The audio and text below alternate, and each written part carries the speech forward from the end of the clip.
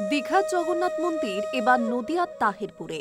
রবিবার মুখ্যমন্ত্রী মমতা বন্দ্যোপাধ্যায় ভার্চুয়াল পদ্ধতিতে উদ্বোধন করলেন এই পুজোর ছুটিতে এবার জগন্নাথ ধাম দেখতে আর দীঘা যেতে হবে না।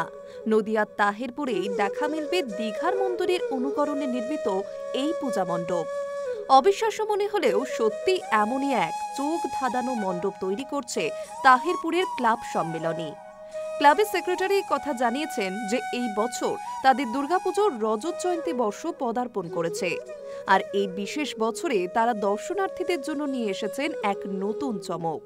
জানা গেছে, প্রাকৃতিক দুর্যোগের প্রতিবন্ধকতা উপেক্ষা করেই প্রায় ১.৫ মাস ধরে এই মণ্ডপ নির্মাণে দিন রাত এক করে কাজ করছেন শিল্পীরা।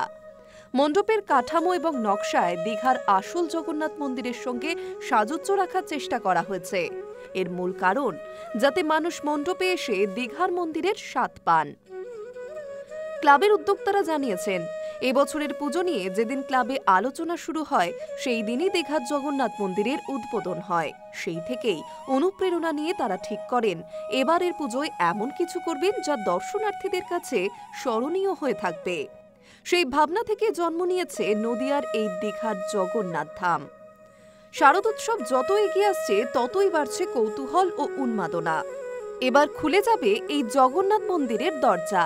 তাই তাহেরপুর পুরসভার মাঠে ভিড় উপচে পড়বে দর্শনার্থীদের, এমনটাই আশা পুজোর উদ্যোক্তাদের। ফায়ার ব্রিগেড, স্বাস্থ্যকেন্দ্র সহ বিভিন্ন ব্যবস্থা রাখছেন উদ্যোক্তারা। দর্শনার্থীরা যাতে সহজেই প্রতিমা দর্শন করতে পারেন তার জন্য ব্যবস্থা রেখেছেন ক্লাব কর্তৃপক্ষ।